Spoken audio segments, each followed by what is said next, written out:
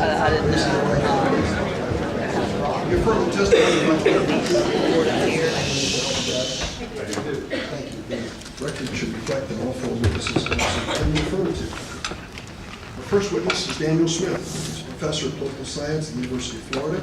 Dr. Smith has published more than 40 scholarly articles, several books on subjects like direct democracy, campaign financing, and voting rights. He received his PhD in political science from the University of Wisconsin-Madison, Go Badgers, and his BA from Penn State University. Dr. Smith, the floor is yours. Chairman Berman, Senator Nelson, distinguished guests, and the rest of the audience, thank you for inviting me to testify today. My name is Daniel Smith. I'm a professor of political science at the University of Florida. My collaborator on this project, Professor Michael Herron at Dartmouth College, could not be here today. I come here today as a scholar, not as a partisan, not as a citizen activist. In my opinion, however, House Bill 1355 will likely hinder voter participation in Florida. First, with respect to early voting, the law reduces the number of days, as we have heard, from 14 to 8, and eliminates the final Sunday voting immediately preceding Election Day. The law also allows election supervisors to reduce from a required 96 hours to as few as 48 hours of early voting. That's how many hours they must be open, 48 hours. The effects are real. In this current election, presidential primary, there are less than 3 working days. There are 3 working days fewer for early voting under the 8-day period as opposed to the 14-day period compared to the presidential primary in 2008. That's a drop in net of early voting hours of about 30% across the 67 counties. Early voting is incredibly popular in Florida. In the 2008 general election, more than half of the 8.3 million Floridians who voted did so prior to Election Day, including some 2.6 million voters who cast early in-person ballots. Based on our analysis of early voting patterns from the 2008 general election, the new laws likely have a differential effect on various demographic groups. This first slide shows the percentage of racial and ethnic groups that did not and that did vote early in 2008. What you can see, and what is notable, is not only the large share of early voters who were African American, about a fourth of all early voters were African American, but that more blacks cast early ballots in 2008 than actually did on Election Day in the 2008 general election. 575,724 as opposed to 5,231. The next figure plots the composition of the early voting electorate by day, by race and ethnicity over time from October 20th through November 2nd, 2008. It is clear when you look across the lines, the fraction of whites drops on the Sunday, first Sunday and the second Sunday as a proportion of the early voting electorate, and that the percentage of African Americans and Latinos, the triangle and the dot, spike up on those 2 Sundays. African Americans accounted for 30% of early voters on the final Sunday, even though they comprised only 13% of the statewide electorate.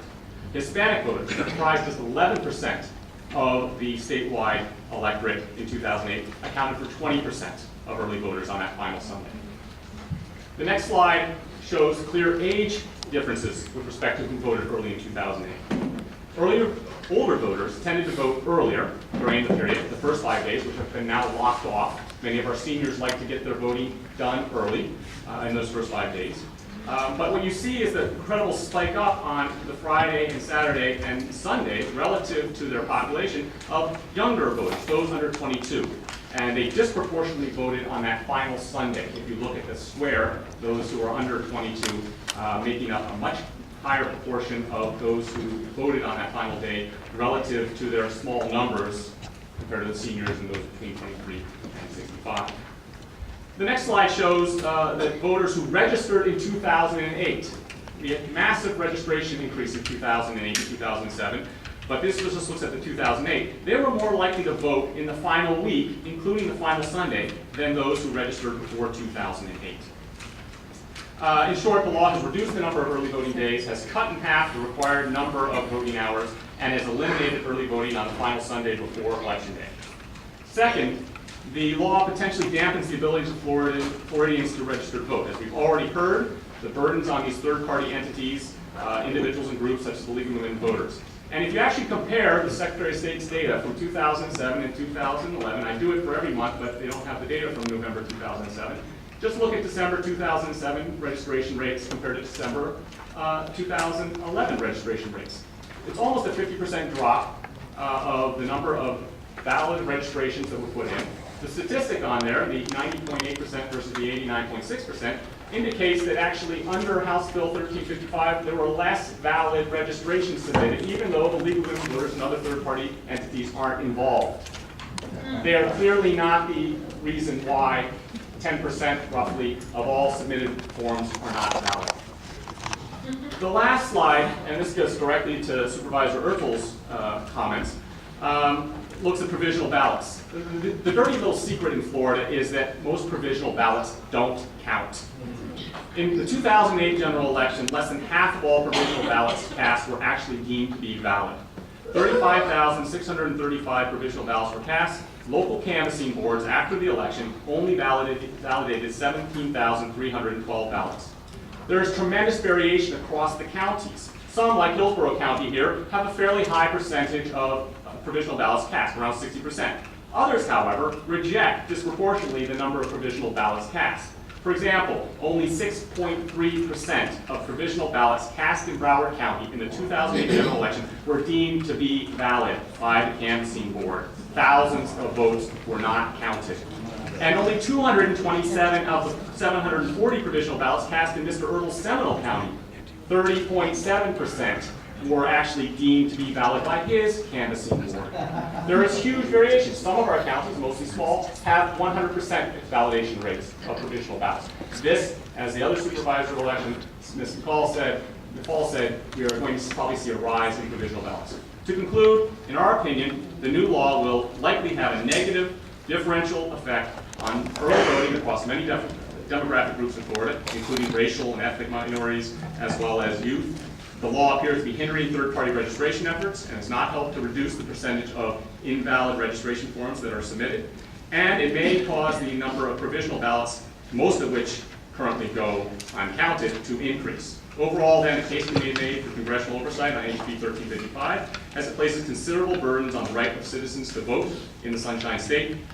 We thank you again for the opportunity to testify, and I look forward to answering any questions that you may have. Thanks, Professor Smith. Mr. Darrell Parks is here to testify. He's co-founder and managing partner of the law firm of Parks & Crump in Tallahassee, currently serving as president of the National Bar Association. He has held leadership positions, served on the boards of a number of organizations. He received a bachelor's degree in political science and economics from Florida A&M University, where he was student body president and founded the National Coalition of Black College Student Governments. Received his law degree from Florida State University. Mr. Parks, please proceed. Thank you very much. My name is Darrell Parks. I'm the president of the National Bar Association, which is the largest association dedicated toward the advancement of black attorneys and judges in the nation. We've got a very strong history of civil rights and voter empowerment advocacy. I want to thank Senators Durbin and Nelson and the entire Senate Judiciary Subcommittee for convening this important forum to examine the alarming consequences of Florida's law HB 1355, which restricts early voting and overly burdens third-party groups in their efforts to help register people to vote. In light of the many years of working in Florida and my work with the NBA, I greatly appreciate this opportunity to comment on the negative effect of HB 1355 will have upon the right to vote, and in particular the disparate impact it will have upon the voting rights of members of the African American community. The proliferation of oppressive voting laws sweeping this nation by many accounts is just as insidious as the Jim Crow laws of the 1950s, if not worse. Nearly 50 years after Bloody Sunday in 1965, when Alabama Governor George Wallace sent state troopers on civil rights marches attempted to cross the Edmund Pettus Bridge, we are once again fighting attacks against our fundamental right to vote. The statistics have been well cited. According to a recent study released by the Brennan Center, over 5 million voters could be kept from polls due to new voting laws. Florida's laws are particularly troubling because, as we will hear more from my other colleagues on this panel, these new restrictions are clearly targeted against certain communities. These communities include mainly African Americans and Latinos, but also students, people with disabilities, the elderly, and other minority populations. Today, I will focus primarily on the impact upon the African American community. The significance and projected impact of this legislation cannot be emphasized enough. These restrictions will drastically change the electoral landscape. Black and Latino voters today make up 20% of the vote nationwide and are projected to rise to 45% by 2050. This is a critical swing vote in many states, and it is through this lens that we must consider the utility impact of HB 1355 in a presidential swing state like Florida. HB 1355 impact on African American community. Restrictions burdening third-party groups helping people register to vote. Statistics. The improvements in voter registration seen in the African American community were in large part a result of focused efforts by third-party voter registration groups to register new and underrepresented classes of voters. In Florida, the U.S. Census Bureau data from 2004-2008 election cycle showed that African Americans rely on third-party registration drives more than white voters, and that minority reliance on such drive is greater in Florida than elsewhere in the country. In fact, African American citizens in Florida are more than twice as likely as white voters to register to vote through private drives. Some of the data is startling. In 2004, while 6.6% of non-Hispanic whites in Florida indicated they registered through private drives, 17.4% of African Americans and 18.9% of Hispanic voters in Florida registered in this manner. In 2008, while 6.3% of non-Hispanic voters, white registered voters in Florida were registered through drive, 12.7% of black voters and 12.1% of Hispanic registered voters and 6.3% of white voters were registered through drives. Restrictions limiting early voting. Restricting early voter opportunities will also have a significant negative effect on the African American community voting. In 2008 general election, not only did African Americans cast more early in-person ballots than they cast on election day, but African Americans accounted for much greater proportion of the early voting records than they did on election day. This is why HB 1355 is particularly alarming. As my colleague Daniel Smith has just stated, African Americans only make up 13% of the population. They made up 22% of the actual voting elected, with the high percentage voting during the early voting period. This is because of programs like Souls to Polls, where our efforts in the African American communities to encourage civic participation. HB 1355's restriction preventing voting on the Sunday before the election is a direct effort to undermine such programs.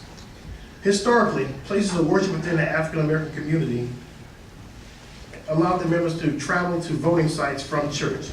In an effort to encourage voting within their community, church leadership would organize different initiatives called Souls to Polls within their church that would emphasize the importance of exercising rights to voting sermons, register youth membership to vote and encourage them to participate in the electoral process, invite local leaders to speak to the membership about the importance of voting, and more importantly, these efforts would culminate on the Sunday before the election that would organize bus trips and or carpools to the polls on Sunday before election. In addition, when resources were available, churches would provide transportation for non-members to voting polls as well. Statistical evidence shows that African Americans participated in voting drives of this nature in proportions far greater than whites. In fact, 33.2% of those who voted early on Sunday before Election Day during Florida's 2008 general election were black, whereas blacks only constituted 13.4% of all early voters for all voting days. In conclusion, the 2010 elections reinforced that we have known since November 2000. Our system of election administration needs reform in efforts to deny minority voters full access to the franchise persist. Restrictions on early voting and voter registration do little to secure our electoral system, yet a lot to create more barriers and problems for eligible voters.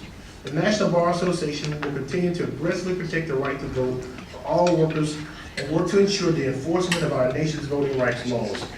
We urge state lawmakers to focus on passing legislation that addresses real problems such as deceptive practices or competent voter registration systems instead of disregarding or undermining the very rights that so many have fought and died for. Thank you.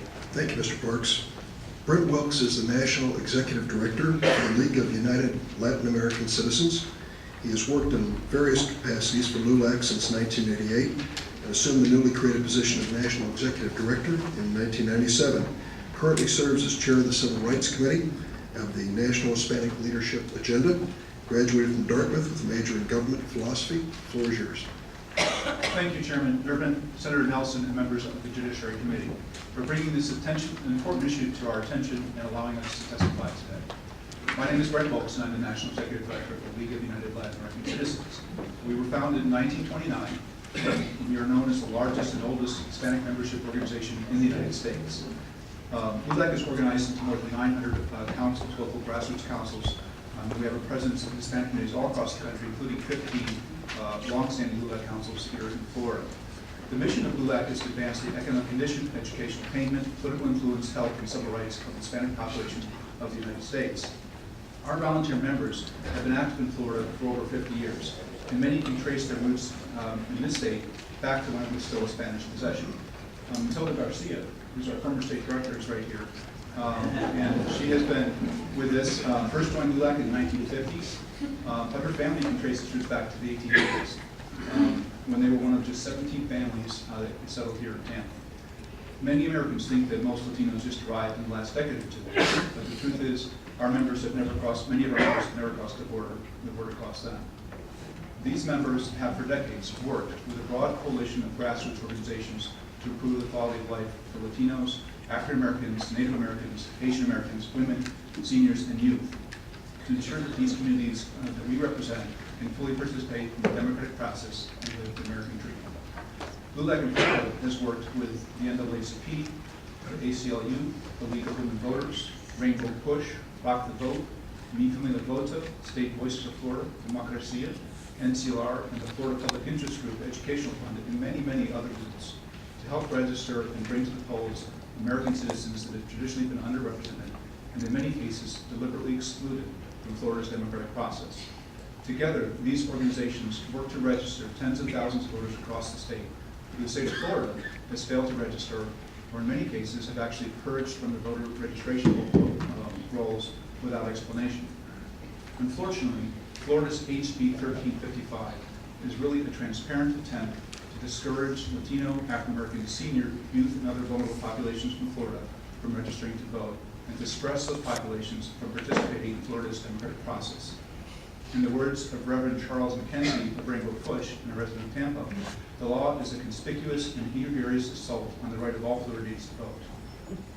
Denise Velasquez Moreno, who's the executive director of State Voices Florida, calls it a legislative voter suppression. Howard Simon of the ACLU states that with the passage of HB 1355 and bills like it, Florida has now become the capital of voter suppression and voter disenfranchisement in the United States. The provisions of this law are unnecessary, restrictive, and punitive. None of them address the few instances of voter irregularities that have taken place in Florida. In our opinion, they will actually make it much more likely that inadvertent mistakes will be made because of the unrealistic and unnecessary deadlines that bill requires for filling voter cards. In fact, the law's only effect would be to narrow the civic engagement of Latinos, African Americans, youth, seniors, and vulnerable populations. By requiring third-party voter registration organizations to submit voter registration applications within 48 hours of receipt instead of the 10 days provided in the previous law, and imposing a fine of $50 for each failure to comply that could lead to fines as high as $1,000, the authors of HB 1355, without a doubt, have sought to punish the broad coalition of organizations engaged in voter registration in Florida. The authors of HB 1355 had to be aware of the fact that more than one-third of voters who registered to third-party drives in 2008 were racial minorities. And they knew that this provision in HB 1355 would greatly discourage our volunteers and staff from registering voters in the state. Just as alarming, the new deadline actually makes it much more likely that mistakes will be made on voter forms, because we will not have the time to do our due diligence and ensure that the forms are completely and accurately. When LULAC registers voters, we have them checked by supervisors and entered into a database designed to catch the mistakes in the forms. This process takes time, which we no longer have thanks to HB 1355. There is also great confusion on how the 48 hours are calculated. Do applications filed after hours, on weekends and federal holidays count? I just learned this morning that Florida counted the Martin Luther King Jr. holiday as part of 48 hours to submit the votes.